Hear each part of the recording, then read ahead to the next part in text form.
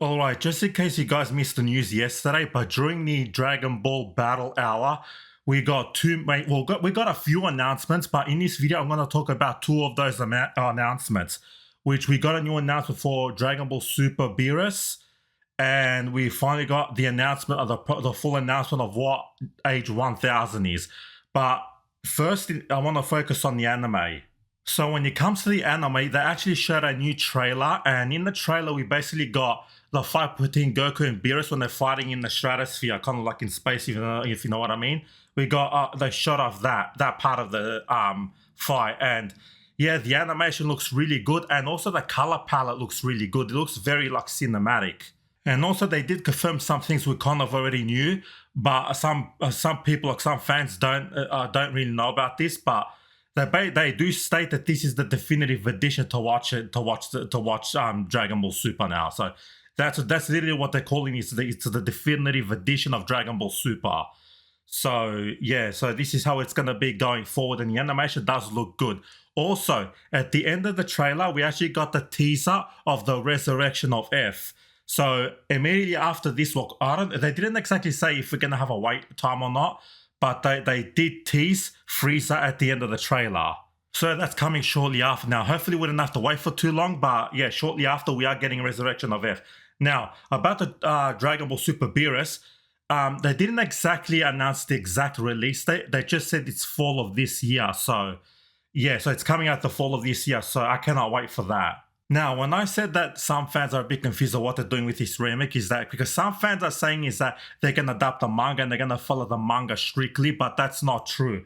Because they basically say that this is going to be a remake of the anime and there will be new scenes. That's what they said. Now, I did make a video going through all the details of this anime, so check that video out. I'll leave in the cards now if you guys want to click on it to watch it. So yeah, if you want to find out all the information, it's in that video.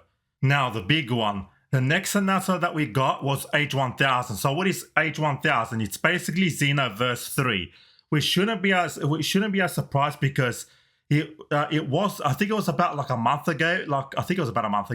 Basically, it was Bandai leaked it by mistake. And yeah, this shouldn't be a surprise to anyone because you could tell it was Xenoverse 3 from to begin with. And I did actually mention that when I did the video on the Gekidama Matsuri event. So I did say that this could be Xenoverse 3. So it turns out it is Xenoverse 3. Now, they showed us a lot of things in the reveal trailer. So basically the trailer was an animated trailer, like it was basically anime graphics to where they show us like where the hub world is gonna be, which is gonna be West City, which actually does look it's gonna be huge, and the characters you're gonna be interacting with.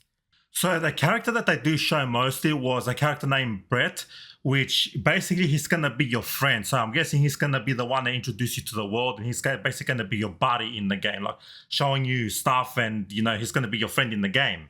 And they also showed a girl that kind of looks like Videl. Now, I got to mention is also Age 1000, the year of 1000 in Dragon Ball, is actually about 300 years after the story of Dragon Ball ends. So if you want to calculate the end of Z, to where I'm talking about where Goku trains Oop, like takes her from the World Tournament to train Oop, from that point, it's actually about 300 years. So yeah, so all these characters you're seeing, so I'm guessing Brett is some type of a descendant, because he kind of does have a look of like a Yamcha, kind of a Goten kind of look to him. So he might be a descendant from that line. And also we have that girl that kind of looks like Videl, which is obviously a bloodline from her, because her eyes, if you look at them closely, they kind of look like Pan's eyes. The way the Pan's eyes look like in Dragon Ball Super, kind of like that dark bluish color. So that's something I actually did notice. Also, I got a point is that when they were showing around the city, there were a couple of NPCs that kind of look like Saiyan-ish, because there's one actually NPC, the one looks like a punk, actually has a Saiyan tail. Now, if you guys have know about the game called Dragon Ball Online, which actually takes place in the same year as this, basically what they've said during this year is that the Saiyan bloodline has actually mixed with humans. So there's going to be a lot of humans that actually have Saiyan DNA in them. So there's going to be a lot of Saiyans in this universe.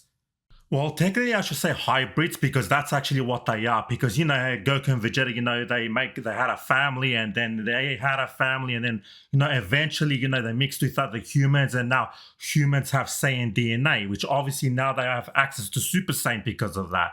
So yeah, so this is actually something that Dragon Ball Online delve into. So I'm guessing they're taking elements from that game into this game.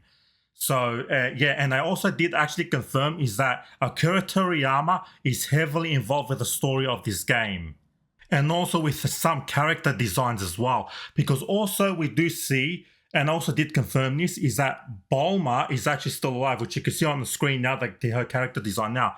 The thing is, I got a question with this because she looks very, very different to the Bulma that we know.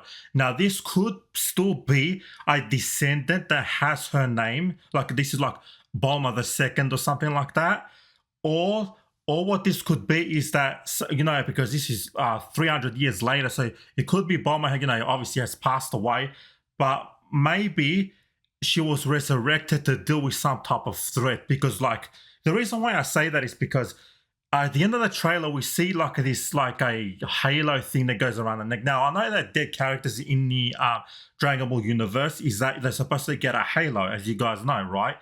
But she has this thing around her neck. She doesn't have that halo though, but she's got that thing around the neck. So I wonder if that's something got to do with anything. But I don't think so, because now that I think about, because we can't forget that this is Xenoverse, and in Xenoverse there's time travel. So yeah, that could be a thing as well, but she could be from a different timeline for all we know.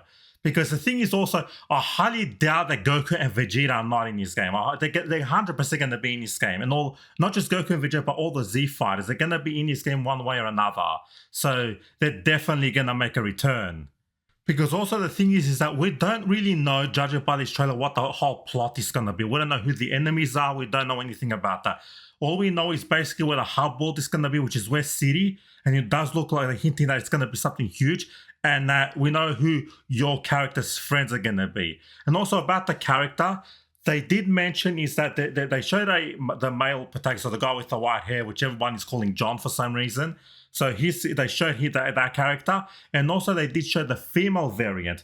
Now, what they've actually confirm, not exactly in the trailer, but after the trailer, after they showed the trailer, they showed like some character profile, like Brett, who Brett was, and all that, and the Bulma, Bulma was back and all that, and also they did show the player character. Now, when it comes to the player character, what we found that what they've said is that if you pick it was kind of like the Pokemon thing, right? Where if you pick the male protagonist, so if you play as the male, the female variant will be in the game. So it will be like an NPC in the game that's going to probably help you out.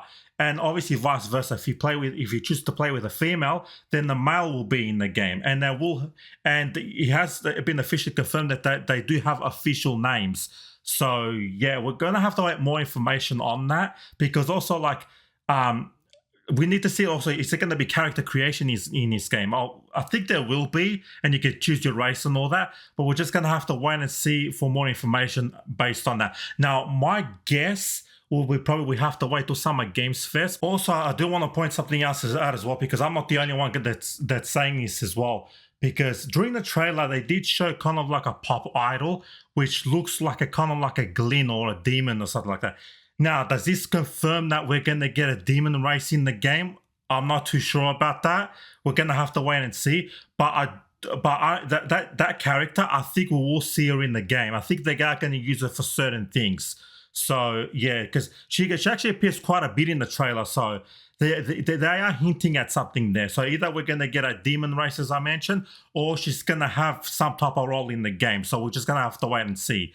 So yeah, I am very excited for Xenoverse 3. I am very excited because I cannot wait to dive into Xenoverse 3, because I've been dying for Xenoverse 3 to finally be announced, to finally come out.